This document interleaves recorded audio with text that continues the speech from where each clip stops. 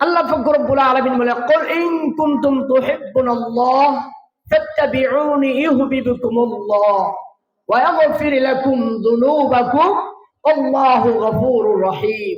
সাদাকাল্লাহুল মাওলানাল আযীম। وقال النبي صلى الله عليه وسلم لا يؤمن أحدكم حتى أكون أحب إليه من والده وولده والناس أجمعين أو كما قال عليه الصلاة والسلام।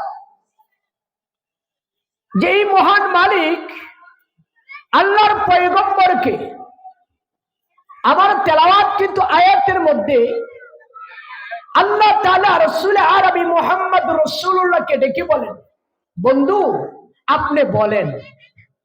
কি বলেন? যারা আমাকে ভালোবাসে, যারা আমাকে এই দুনিয়াতে আমার সান্নিধ্য অর্জন করতে চায়, যারা আমাকে ভালোবাসতে চায়, যারা আমার জাহান্নাম থেকে বাঁচতে চায়, যারা আমার জান্নাতে যেতে চায়, সেই সমস্ত আমার বান্দা বান্দি অর্থাৎ আপনার উম্মতদেরকে আপনি বলে দেন তারা যেন আপনার অনুসরণ করে। কিভাবে ভালোবাসবে, কিভাবে আমার বন্দেগী করবে, কিভাবে আমার ইবাদত করবে, কিভাবে আমার দাসত্ব অর্জন করবে, সেই নমুনা, সেই মডেল, সেই আকৃতি, সেই ব্যবস্থাপনা আমি আল্লাহ তাআলা আপনাকে দিয়া দুনিয়ার জমিনে দেখায় দিলাম। সুবহানাল্লাহ। মন গড়া মতো আমল করলে চলবে না। চলবে বাবাজিরা? আল্লাহ তাআলা ফজরের নামাজ আপনি আমার উপর কয় রাকাত ফরজ করেছেন বলেন তো দেখি? কয় রাকাত? কার কি সন্দেহ আছে বাবাজিরা? তাহলে কথা বললেন না যে কয় রাকাত? এখন যদি বলেন সময় আছে, শরীরটা ভালো, আমি 2 রাকাত পড়বো কেন, আমি 10 রাকাতই পড়ে গেল। সময় যেহেতু আছে, শরীরটা যেহেতু ভালো, 2 রাকাত পড়বো কেন, আমি 10 রাকাত পড়ে ফেলি। বলেন তো দেখি আল্লাহ খুশি হবেন না নারাজ হবে? কেন? যে আমার হুকুমকে তুমি ওভারটেক করে তুমি তোমার মন মতো পালন করেছ। আমার হুকুম যেইভাবে, আমি যেইভাবে বলেছি, যখন যেই রাকাত সেইভাবে আদায় করাকেই তোমার জীবনের দুনিয়া আখিরাতের সফলতা আমি আল্লাহ রেখে দিলাম। সুবহানাল্লাহ। এই জন্য বললাম যে আমাদের নবী আলাইহিস সালাতু ওয়াস সালাম হাদিসের মধ্যে আল্লাহর নবী বলেন, লা ইউমিনু আহাদুকুম হাত্তা আকুনা আহাব্বা ইলাইহি মিন ওয়ালিদিহি ওয়া ওয়ালাদিহি ওয়ান নাসি আজমাইন। একদিকে আল্লাহ বলেছেন আমি যেইভাবে বলেছি আমার হুকুম সেইভাবে পালন করো, আর তোমার সামনে মডেল হিসাবে আমি 40 বছর পর্যন্ত আমার নবীকে তোমাদের মাঝে আমি লালন পালন করেছি। এমন একজন নবী, এমন একজন পয়গম্বর যার 40 বছরের ভিতরে তোমাদের জবানের স্বীকৃতি হলো যে মুহাম্মাদের জবান থেকে 40 বছরের ভিতরে একটা মিথ্যা কথা শুনি নাই। সুবহানাল্লাহ বলবেন না? কাদের স্বীকৃতি? ওই যুগের কাফেরদের স্বীকৃতি। বরংস আমার নবীকে তারা বলেছে আল আমিন। এর চেয়ে সত্যবাদী ওই জমিনের মধ্যে আর কেউ ছিল না, অতীতেও ছিল না, ওই সময়ও ছিল না, আর আসবেও না। একটু জবান খুলে বলেন তো দেখি আল্লাহু আকবার। সবাই বলেন তো দেখি আল্লাহু আকবার। আমার নবী, সেই নবীকে আল্লাহ তাআলা বলতেছেন সেই নবীকে তোমাদের জন্য মডেল হিসাবে, আইডল হিসাবে, তোমাদের জন্য দৃষ্টান্তমূলক সেই নবী আমার বন্দেগী যেইভাবে করলেন, আমার দাসত্ব যেইভাবে করলেন, আমার ইবাদত যেইভাবে করলেন, সেইভাবে তোমরা পালন করবা। তোমরা যদি সেইভাবে পালন করো তাহলে আমি আল্লাহ রাজি আর খুশি হয়ে যাব।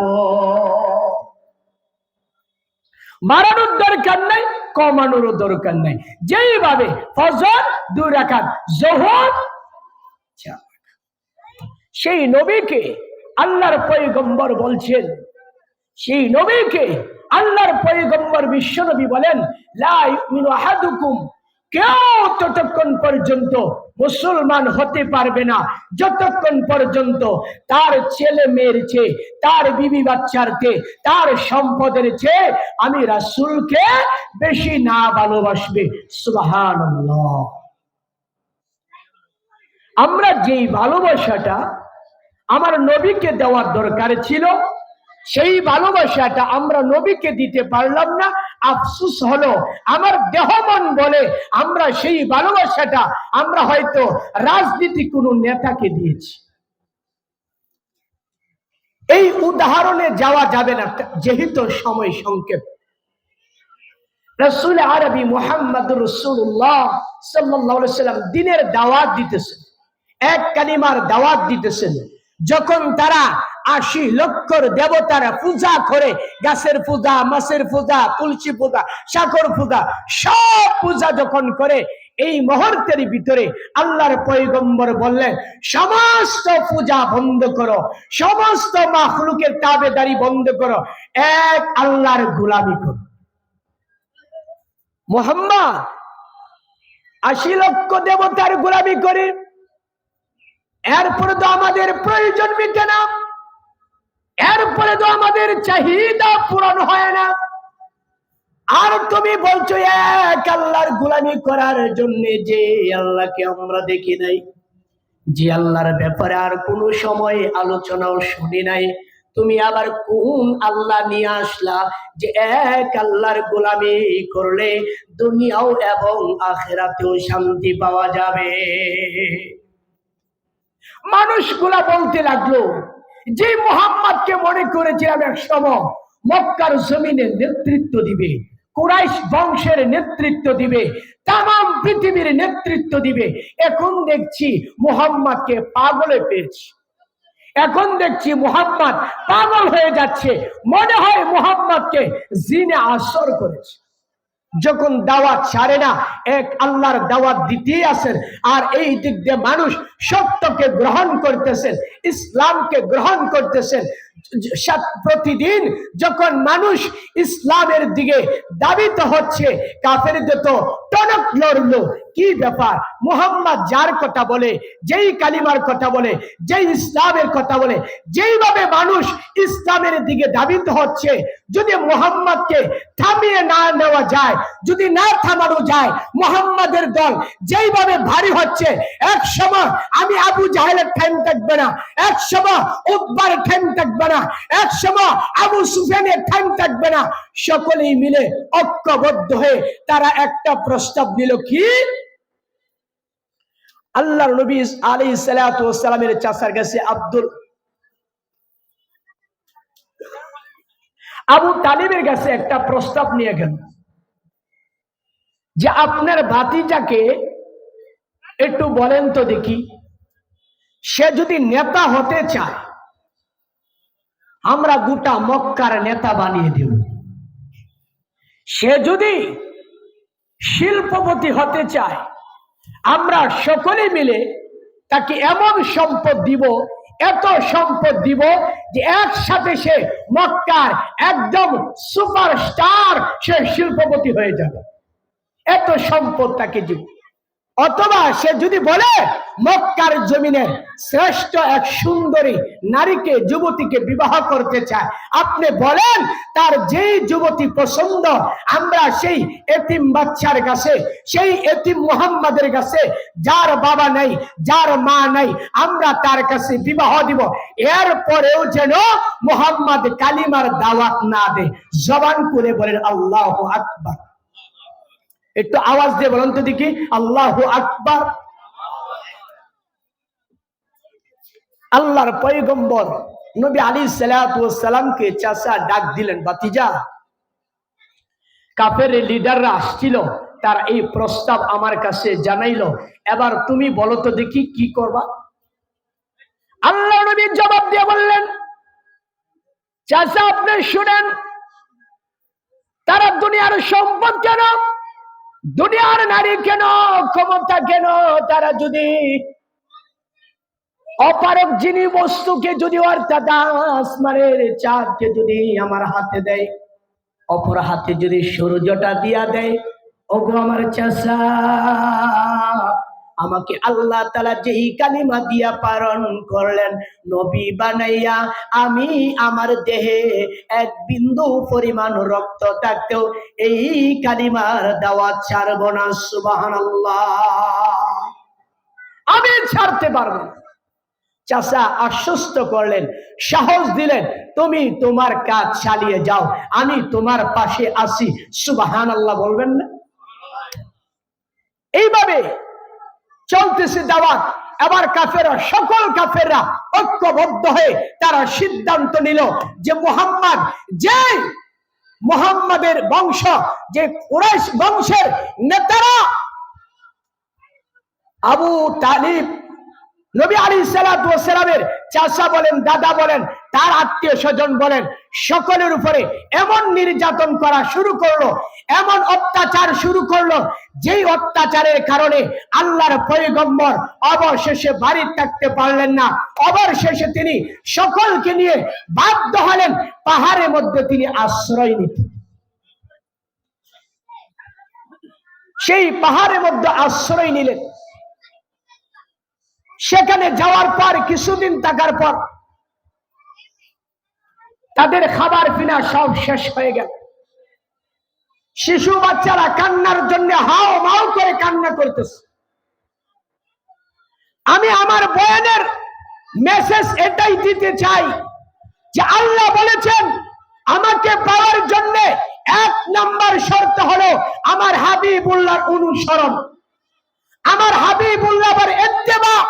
আমার গোলামি করার জন্য, আমার সান্নিধ্য পাওয়ার জন্য, আমার জান্নাত পাওয়ার জন্য, আমার জাহান্নাম থেকে বাঁচার জন্য এক নাম্বার শর্ত হলো আমাকে যেইভাবে মুহাম্মদ গোলামি করেছে, যেইভাবে নামাজ আদায় করেছে, যেইভাবে সিজদা দিয়েছে, যেইভাবে কোরআন তেলাওয়াত করেছে, যেইভাবে জিকির আজকার করেছে, যেইভাবে মানুষের সাথে ব্যবসা বাণিজ্য করেছে, যেইভাবে মানুষের সাথে সুন্দর ব্যবহার করেছে, প্রত্যেকটা সেক্টরে সেক্টরে যে রাজনীতি করবে আমার রাসূলের রাজনীতি অনুসরণ করতে হবে। যে ব্যবসা বাণিজ্য করবে আমার রাসূলের ব্যবসার জীবনকে অনুসরণ করতে হবে। যে বিবাহ শাদী করবে আমার নবীর বিবাহ জিন্দেগিকে অনুসরণ করতে হবে। তাহলে আমি আল্লাহ তাআলা তোমাদের প্রতি রাজি আর খুশি হব। সুবহানাল্লাহ। এক পর্যায়ে তাদের খাবার শেষ হয়ে গেল। বাচ্চারা হাও মাও করে কান্না করতে লাগলো। মা বাবার কাছে খাবার চাইলো, খাবার দিতে পারে না, এই কান্না করতেছে। আমার নবী খেয়াল করে দেখে পাহাড়ে বাচ্চাগুলো এক জায়গা জড়ো হইয়া কান্না করতেছে। যেই দিক দিয়ে রাস্তার কিনার দিয়ে, রাস্তা দিয়ে মানুষ যায়, আবু জাহেল যায়, উতবা বিন সাইবা যায়, কাফেরদের বড় বড় লিডাররা যেই দিক দিয়ে যায়, বাচ্চাগুলা রাস্তার কিনারে দাঁড়ায় দাঁড়ায় হাও মাও করে কান্না করতেছে। এই দৃশ্যটা আমার নবী দেখলেন। এই দৃশ্যটা দেখে আমার নবী আসমানের দিকে দুই হাত তুলে মুনাজাত ধরে বলেন আল্লাহ। জবানটা খুলে বলেন তো দেখি আল্লাহ। জবানটা খুলে বলেন আল্লাহ। বাচ্চাদের এই রুনাজারি করার কারণে, কান্না করার কারণে তোমার এই কালিমাকে তুমি ফাঁকা করে কাঁচা করে গ্রামে বন্দরে শহরে প্রত্যেকটা ঘরে ঘরে তুমি এই কালিমার দাওয়াত পৌঁছায়া দাও। সুবহানাল্লাহ, পৌঁছিয়া দাও। সাহাবায়ে কেরামের খাবার শেষ, যেই খাবার নিয়ে তারা পাহাড়ের মধ্যে গিয়েছিল, এই জালেমদের জুলুমের অত্যাচারের কারণে পাহাড়ের মধ্যে আশ্রয় নিয়েছিল, সেই খাবারগুলা শেষ হয়ে গেছে। এমন সময় কয়েকজন সাহাবী তিনি গাছের পাতা নিয়ে রাসূলের কাছে গেলেন, গিয়া বললেন, ইয়া রাসূলুল্লাহ, আপনার বরকতময় জবান দিয়া একটু গাছের পাতার মধ্যে ফু দিয়া দেন, যেন এটা আমাদের জন্য খাবারের জন্য যথেষ্ট হয়ে যায়। সুবহানাল্লাহ বলবেন না? এরপরে যখন গাছের পাতাগুলা শুকনা হয়ে গেছে, আর খাওয়া যায় না, তখন সাহাবায়ে কেরাম কতগুলা গাছের চামড়া নিয়ে আমার নবীর কাছে গেলেন। আমার নবীর কাছে গিয়ে বললেন, ইয়া রাসূলুল্লাহ, গাছের চামড়া মধ্যে আপনি ফু দিয়া দেন, যে কোনো পার্শ্ববর্তী ক্রিয়া যাতে না হয়, আমাদের পেট যেন নষ্ট না হয়ে যায়, এই চামড়া গুলো আমাদের জন্য খাদ্য হয়ে যায়, এই জন্য আপনার বরকতময় জবান দিয়ে একটু ফু দিয়া দেন।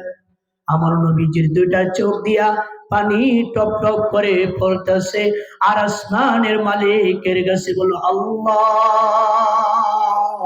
তোমার দিন রক্ষার জন্য তোমার বান্দা বান্দিরা একদিন না দুই দিন না গো আল্লাহ 3টা বছর হয়ে গেল, এরপরে দাও তোমার ইসলাম ছেড়ে দিয়া, তোমার ধর্ম ছেড়ে দিয়া, তোমার কালিমা ছেড়ে দিয়া তারা বাড়িতে যায় নাই। আল্লাহ খিদার যন্ত্রণা গাছের চামড়া নিয়ে আসছে। আল্লাহ, তুমি মেহেরবানি করে এই সমস্ত সাহাবীদের কষ্টের বদলেতে তোমার ইসলামকে তুমি জিন্দা করে দাও। নবী আলাইহিস সালাতু ওয়াস সালাম গাছের চামড়া গুলো আমাদের ফু দিয়া দিলেন বরকতপূর্ণ জবান দিয়ে। এরপরে সাহাবায়ে কেরাম চলে গেলেন। এরপরে কিছুদিন পর আবার গাছের চামড়া গুলাও শুকিয়ে গেছে। এই গাছের চামড়া গুলা খাওয়াও যথেষ্ট হয় নাই, কিন্তু আল্লাহর পয়গম্বর বিশ্বনবী আলাইহিস সালাতু ওয়াস সালাম আল্লাহ তাআলার কাছে দোয়া করেছেন, আল্লাহ, তোমার ইসলামকে হেফাজত করার জন্য, তোমার এই কালিমাকে বুলন্দ করার জন্য যেই সমস্ত সাহাবীরা, যেই সমস্ত শিশু বাচ্চাদের রোনা জারিতে পাহাড় মুখরিত হয়ে উঠেছে, আল্লাহ তুমি ওদের কষ্টের বদলতে কিয়ামত পর্যন্ত, ইসরাফিল আসার আগ পর্যন্ত তুমি এই দিনকে, এই ইসলামকে তুমি আল্লাহ বিজয়ী দান করে। সূরা কন্যা আল্লাহু আকবার। যার কারণে সেই কষ্টের ফসল, সাহাবায়ে কেরামের দাঁত ভাঙ্গার কষ্টের ফসল, তাদের খিদার যন্ত্রণার কষ্টের ফসলের কারণে আজ পর্যন্ত ইসলাম ঠিক আছে। কথা বলেন ঠিক কিনা? ইসলাম ততদিন ঠিক থাকবে যতদিন এই পৃথিবীর মানচিত্রে আল্লাহ তাআলা, যতদিন এই পৃথিবীতে যতদিন সূর্য উদিত হবে আর যতদিন অস্তমিত যাবে, ততদিন পর্যন্ত আল্লাহ ইসলাম ঠিক রাখবে। কথা বলেন ঠিক কিনা? কাফেররা আমার নবী